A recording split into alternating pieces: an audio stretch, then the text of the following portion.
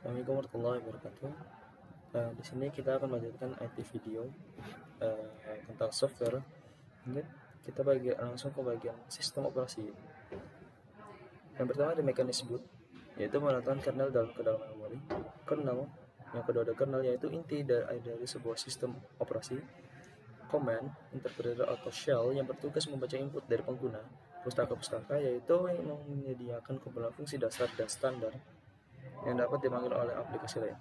Driver, yang kelima ada driver untuk berinteraksi dengan hardware eksternal sekaligus untuk mengontrol. Sebagian OS hanya mengizinkan satu aplikasi saja yang berjalan pada satu waktu, misal tvOS. Tetapi sebagian besar OS baru mengizinkan beberapa aplikasi berjalan secara simultan pada waktu bersamaan. Sistem OS seperti ini disebut dengan multitasking OS. Misalnya, keluarga sistem operasi Linux. Beberapa OS berukuran sangat besar dan kompleks, serta inputnya tergantung kepada input pengguna, serta OS lainnya sangat kecil dan dibuat dengan asumsi bekerja tanpa intervensi manusia sama sekali. Tipe yang pertama yang sering disebut sebagai desktop OS, sedangkan tipe kedua adalah real-time OS, contohnya adalah Windows, Linux, Palm, Solaris, Symbian V, BISD, dan sebagainya. Terus selanjutnya ada layanan sistem OS atau operasi. Seiring dengan berkembangnya sistem OS, semakin banyak lagi layanan yang menjadi layanan inti umum. Kini sebuah OS mungkin perlu menyediakan layanan jaringan dan koneksi internet yang dulunya tidak menjadi layanan inti umum. OS juga perlu menjaga kerusakan sistem komputer pada gangguan program perusak yang berasal dari komputer lainnya seperti virus. Layanan inti umum akan terus bertambah. Program saling berkomunikasi antara satu dan lainnya, antara muka, program aplikasi, application programming interface, atau disingkat dengan API.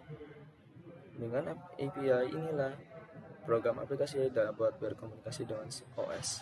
Sebagaimana manusia berkomunikasi dengan komputer melalui UI, program juga berkomunikasi dengan program lainnya melalui API. Walaupun demikian, API sebuah komputer tidaklah berpengaruh sepenuhnya pada program-program yang dijalankan di atas platform operasi tersebut.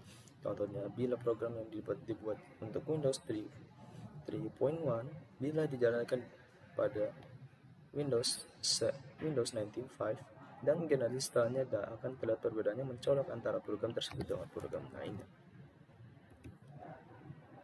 Oke, mungkin itu saja pada IT video tentang software kali ini. Mungkin selanjutnya akan dilanjut ke part selanjutnya. Oke, assalamualaikum warahmatullahi wabarakatuh. Assalamualaikum warahmatullahi wabarakatuh. Di sini kita akan melanjutkan IT video tentang software. Ini kita langsung ke bagian sistem operasi. Yang pertama ada mekanisme boot, yaitu menetapkan kernel ke dalam memori.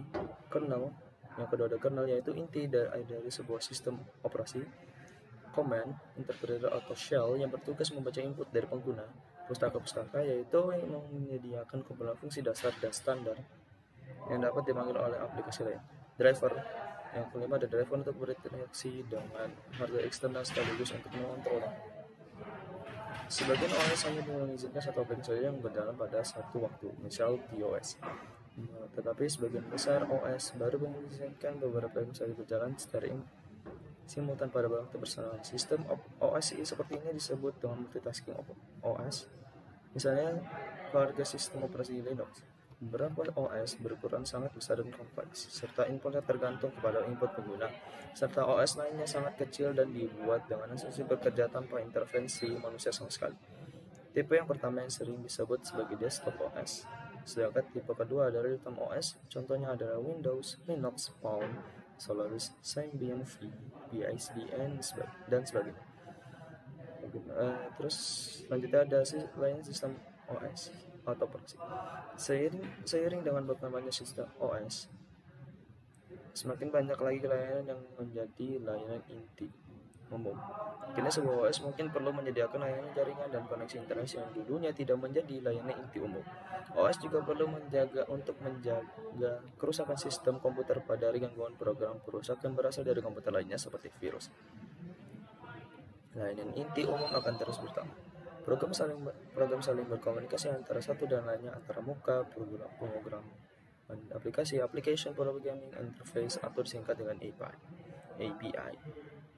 Dengan API inilah program aplikasi dapat berkomunikasi dengan OS. Sebagaimana manusia berkomunikasi dengan komputer melalui UI, program juga berkomunikasi dengan program lainnya melalui API. Walaupun demikian, API sebuah komputer tidaklah berpengaruh sepenuhnya pada program-program yang dijalankan di atas platform operasi tersebut. Contohnya, bila program yang dibuat untuk Windows 3.1 bila dijalankan pada Windows 95 dan generasi setelahnya, tidak akan terlihat perbedaannya mencolok antara program tersebut dengan program lainnya. Oke, mungkin itu saja pada IT video tentang software kali ini. Mungkin selanjutnya akan dilanjut ke part selanjutnya. Oke, assalamualaikum warahmatullahi wabarakatuh. Assalamualaikum warahmatullahi wabarakatuh. Di sini kita akan melanjutkan IT video tentang software.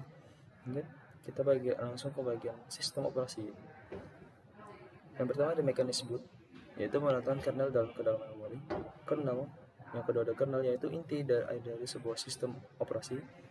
Command, interpreter atau shell yang bertugas membaca input dari pengguna. Pustaka, yaitu yang menyediakan kumpulan fungsi dasar dan standar yang dapat dipanggil oleh aplikasi lain. Driver, yang kelima ada driver untuk berinteraksi dengan hardware eksternal sekaligus untuk mengontrolnya. Sebagian OS hanya mengizinkan satu aplikasi saja yang berjalan pada satu waktu, misal TOS. Tetapi sebagian besar OS baru mengizinkan beberapa aplikasi saja berjalan secara simultan pada waktu bersamaan. Sistem OS seperti ini disebut dengan multitasking OS. Misalnya, pada sistem operasi Linux, beberapa OS berukuran sangat besar dan kompleks, serta inputnya tergantung kepada input pengguna, serta OS lainnya sangat kecil dan dibuat dengan asumsi bekerja tanpa intervensi manusia sama sekali. Tipe yang pertama yang sering disebut sebagai desktop OS, sedangkan tipe kedua adalah real-time OS. Contohnya adalah Windows, Linux, Palm, Solaris, Symbian V, BISDN, dan sebagainya. Terus selanjutnya ada lain sistem OS atau operasi. Seiring dengan berkembangnya sistem OS, semakin banyak lagi layanan yang menjadi layanan inti umum. Kini sebuah OS mungkin perlu menyediakan layanan jaringan dan koneksi internet yang dulunya tidak menjadi layanan inti umum. OS juga perlu menjaga kerusakan sistem komputer pada gangguan program perusakan. Assalamualaikum warahmatullahi wabarakatuh. Di sini kita akan melanjutkan IT video tentang software. Mungkin kita langsung ke bagian sistem operasi. Yang pertama ada mekanisme boot, yaitu menetapkan kernel ke dalam memori. Kernel, yang kedua ada kernel, yaitu inti dari sebuah sistem operasi. Command, interpreter atau shell yang bertugas membaca input dari pengguna. Pustaka, yaitu yang menyediakan kumpulan fungsi dasar dan standar yang dapat dipanggil oleh aplikasi lain. Driver, yang kelima ada driver untuk berinteraksi dengan hardware eksternal sekaligus untuk mengontrolnya. Sebagian OS hanya mengizinkan satu aplikasi saja yang berjalan pada satu waktu, misal TOS. Tetapi sebagian besar OS baru mengizinkan beberapa aplikasi saja berjalan secara simultan pada waktu bersamaan. Sistem OS seperti ini disebut dengan multitasking OS. Misalnya, pada sistem operasi Linux, beberapa OS berukuran sangat besar dan kompleks, serta inputnya tergantung kepada input pengguna, serta OS lainnya sangat kecil dan dibuat dengan asumsi bekerja tanpa intervensi manusia sama sekali. Tipe yang pertama yang sering disebut sebagai desktop OS, sedangkan tipe kedua adalah real-time OS. Contohnya adalah Windows, Linux, Palm, Solaris, Symbian V, BISDN, dan sebagainya. Terus selanjutnya ada lain sistem OS atau operasi. Seiring dengan berkembangnya sistem OS, semakin banyak lagi layanan yang menjadi layanan inti umum. Kini sebuah OS mungkin perlu menyediakan layanan jaringan dan koneksi internet yang dulunya tidak menjadi layanan inti umum. OS juga perlu menjaga kerusakan sistem komputer pada gangguan program perusakan berasal dari komputer lainnya seperti virus. Layanan inti umum akan terus bertambah. Program saling berkomunikasi antara satu dan lainnya, antara muka, program, aplikasi, application programming interface atau disingkat dengan API. Dengan API inilah program aplikasi dapat berkomunikasi dengan OS. Sebagaimana manusia berkomunikasi dengan komputer melalui UI, program juga berkomunikasi dengan program lainnya melalui API. Walaupun demikian, API sebuah komputer tidaklah berpengaruh sepenuhnya pada program-program yang dijalankan di atas platform operasi tersebut. Contohnya, bila program yang dibuat untuk Windows 3.1 bila dijalankan pada Windows 95 dan generasi setelahnya, tidak akan terlihat perbedaannya mencolok antara program tersebut dengan program lainnya. Oke, mungkin itu saja pada IT video tentang software kali ini. Mungkin selanjutnya akan dilanjut ke part selanjutnya. Oke, assalamualaikum warahmatullahi wabarakatuh.